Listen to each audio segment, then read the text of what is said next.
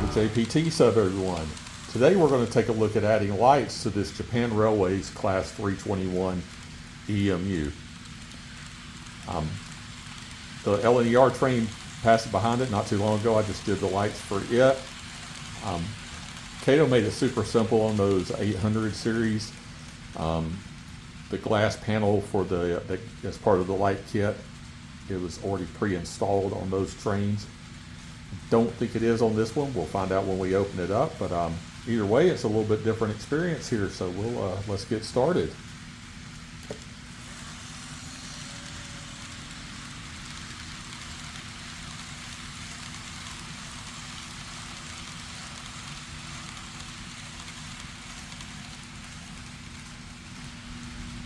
We've got our 3 cars moved over to the workbench here, and we've got our light kit. I mentioned just a minute ago I'd done the lights for the LNER Azuma train, and it was 9 cars, so I actually have 3 lights left over from this in this 6-piece kit here, so that's perfect to do this train and finish this out. So we're gonna open this up and take a look at what we got here. So we got our Kato instructions here, just generic for the light kits. I'll move that along. You guys can pause and take a look at it if you want to. I've got a little bit of reading to do myself here. Anyway, there you go. You guys can see all that. So that's our instruction page for the light kit. And then what we have left in this light kit is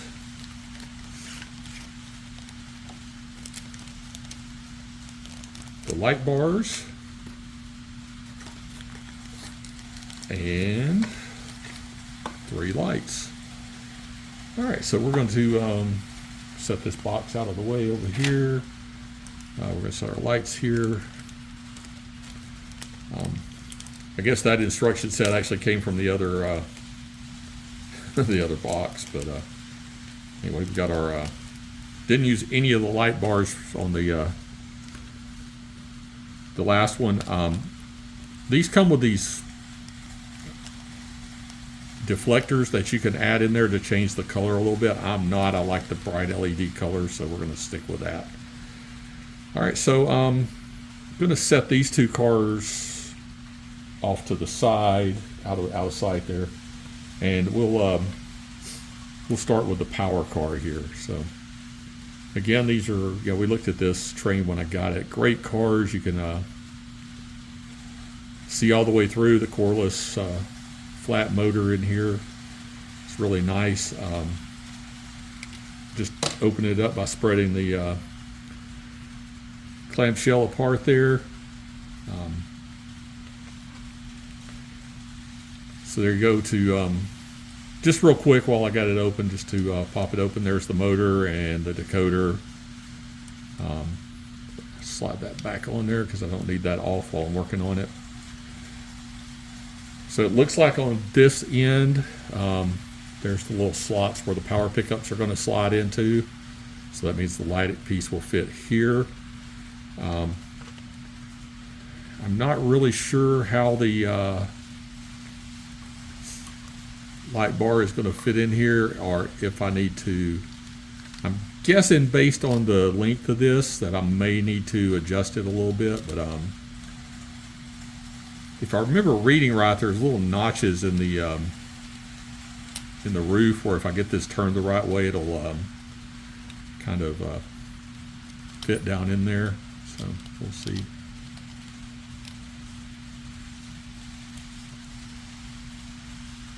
Just messing around with it here. Obviously that length is not going to be right to line up with anything, so we'll see what we got.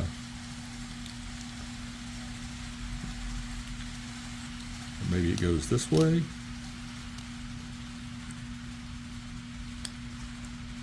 So actually, yeah, it'll fit down in there that way. It's just too long, so we'll have to measure it and trim it to see where it's going to go. I'm guessing It's going to sit. Probably just take this, probably just the one piece is going to have to come off the end. Again, this is the first time I'm doing one of these, so we're kind of doing it together here, folks. So we're going to slide out. These are our copper pickup strips here. Pull out one of the lights. So once I put those strips in there, that's going to fit here.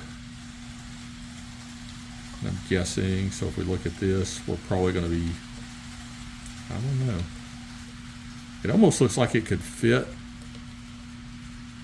100% with that in there without changing anything, but I guess we're going to see.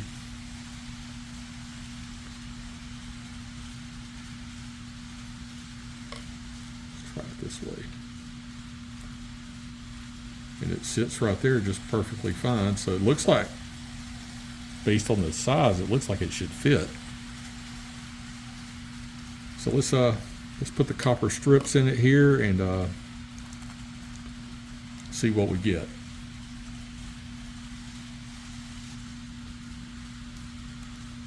Okay, this bag is open, so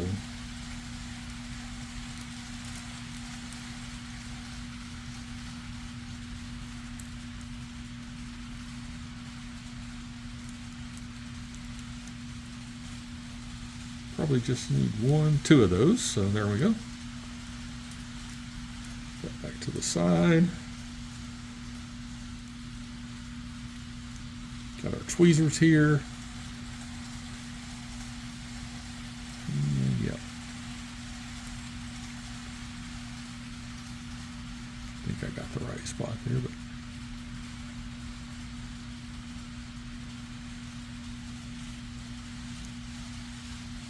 maybe pushed it too far there. Yep, there we go. That looks better. We'll slide this one in. This side definitely felt like more a tighter fit than the other one, but so here we go. We're gonna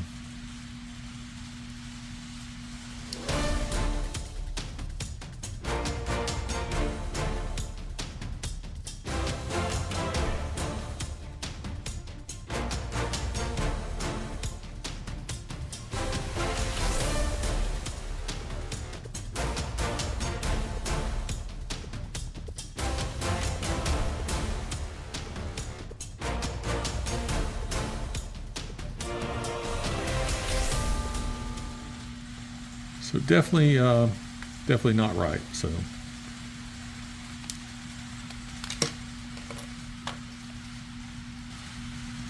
okay, let's try this again here. I actually had the contact strip in wrong, so I had to stop there and do this. Now that feels like it fits a lot better that way. Again, here I'm just really kind of at a loss at the moment on this, and I guess I'm going to stop here and read the instructions. Okay, after a little bit of fiddling here, I might be onto something, I might not. We're going to see here. Just got the light board dropped in down here. Gonna put our clip back in here.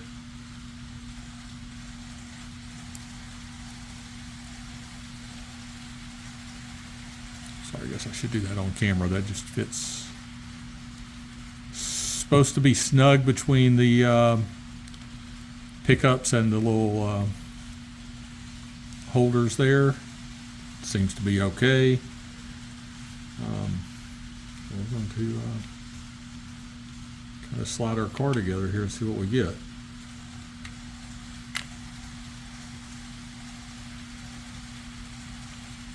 And that looks like it went together correctly that time.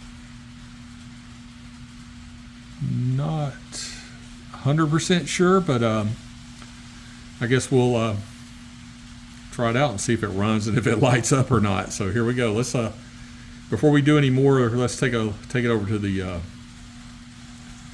the track and see how it see if it lights up or not. Okay, here we go. Moment of truth here. Let's see what we get when we put this on the tracks. Ooh, yes. That looks nice. Let's see if we get any.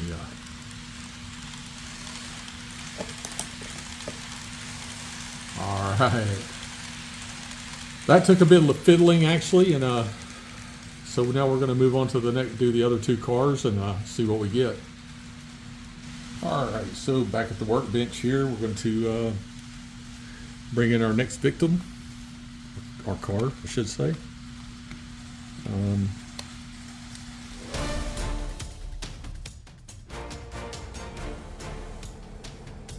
At this point in the video, folks, I was really just so frustrated that I just sped up this part of the video. It'll go by in about 2 minutes where you'll see me just battling, putting the cars together and getting the lights put in. And then we'll take a look at the finished product here when this when we go back to normal speed here.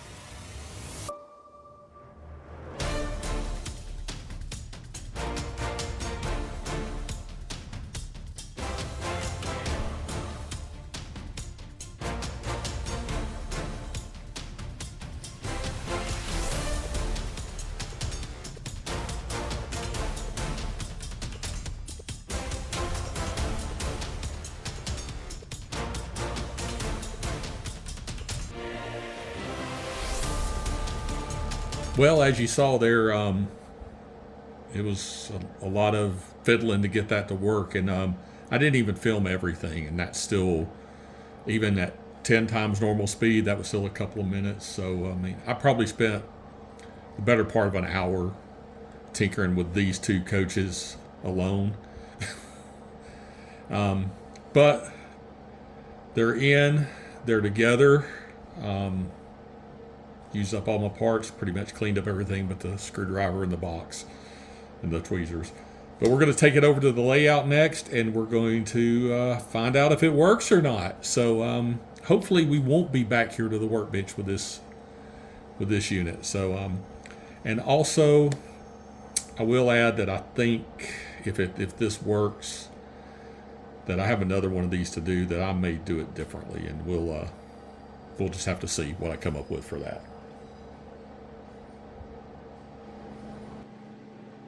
Well, here's the moment of truth. We know the center car worked. The two end cars, I'm getting ready to turn the power onto the track, and we're going to find out if we got lights or not. So we'll see here. Fingers crossed. Ooh, look at that. We do have lights. All right, well, man, this has been a battle, folks. But we got lights on. Let's give it a little juice here, see if it'll roll.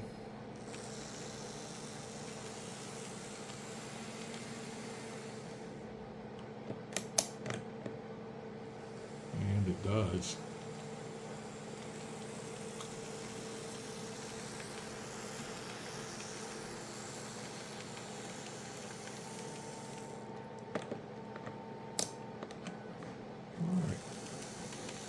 So in this unit, we see here that it rolls. I do have the EM13 decoder in it. I did not put the FL12 ends for the end lights in this yet. Maybe a future thing, but for now I'm just excited that we got the interior lights working and we got DCC on it, which we saw DCC in an earlier video. But everything seems to be working. I'm going to let it run a little bit. We'll see a few shots of it running and make sure we don't have any light flicker or anything like that. And we're going to call this one good finally. Yay.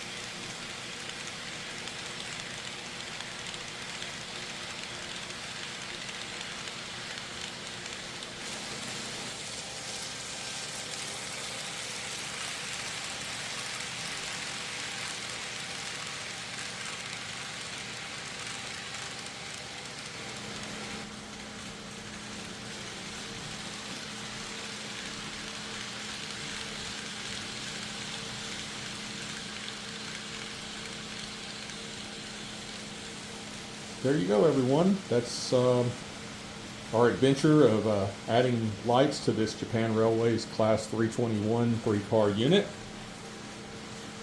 It was a real battle, but we beat it, and looks really good if I do say so myself. If you hung in this long, I really appreciate it. Thank you all for tuning in, and hope you enjoyed it. I'm sure there's plenty of comments that can be made on this one, so have at it. I love the comments. I love hearing from you, from folks, and I love answering you guys. So the conversation is always great. And thank you all, and we'll see you next time right here on the JPT Sub.